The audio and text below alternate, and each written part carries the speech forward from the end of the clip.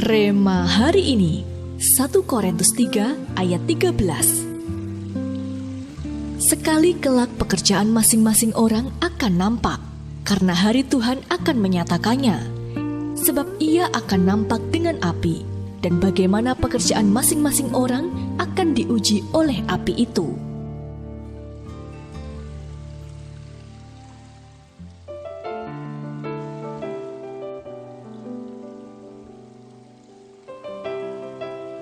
Seorang ibu mengeluh pada temannya. Ia merasa omongannya tidak pernah digubris oleh keluarganya. Malah ia dibilang cerewet oleh suaminya, dan anak-anak menyebutnya rempong. Suka membuat keadaan yang sebenarnya sederhana menjadi rumit. Teman ibu itu merasa agak geli, karena sejujurnya ia dan teman-teman lain pun merasa demikian. Tidak ada pula yang terlalu memperhatikan atau menanggapi perkataan ibu itu. Kebanyakan yang ia bicarakan tidak ada bobotnya. Ia gemar mengatakan hal-hal yang tidak membangun atau meributkan sesuatu yang tidak jelas dan tidak penting.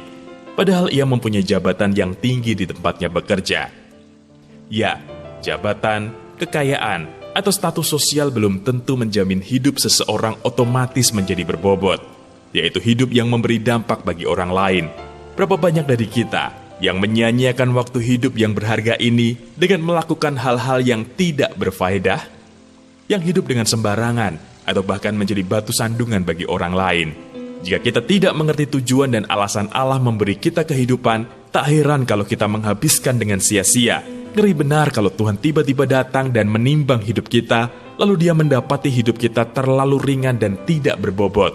Sebab setiap pohon yang tidak menghasilkan buah yang baik, pasti ditebang dan dibuang ke dalam api. Matius pasal 7 ayat yang ke-19. Oleh sebab itu, carilah tujuan ilahi dalam hidup kita dan kejarlah dengan kehausan dan kelaparan roh. Siapapun kita saat ini, dimanapun Tuhan tempatkan kita, kerjakanlah dengan sungguh-sungguh apa yang menjadi kehendak Tuhan. Melekatlah erat dengan Roh Kudus, dengar dan taati setiap petunjuk-Nya. Dengan demikian, hidup kita akan berbobot dan berbuah lebat bagi kerajaan Allah. Kelak, jika api Tuhan menguji pekerjaan kita, kita akan mendengarnya berkata, "Baik sekali perbuatanmu, hai hambaku yang baik dan setia. Masuklah dan turutlah dalam kebahagiaan Tuanmu." Bagaimana Anda menilai kehidupan Anda saat ini? Masih terlalu ringan atau sudah ada bobotnya? Coba Anda renungkan, apa saja yang sudah Anda lakukan untuk kepentingan Tuhan dan kerajaan-Nya? Hal atau kebiasaan apa yang akan Anda hilangkan agar hidup Anda bisa lebih berbobot di mata Tuhan?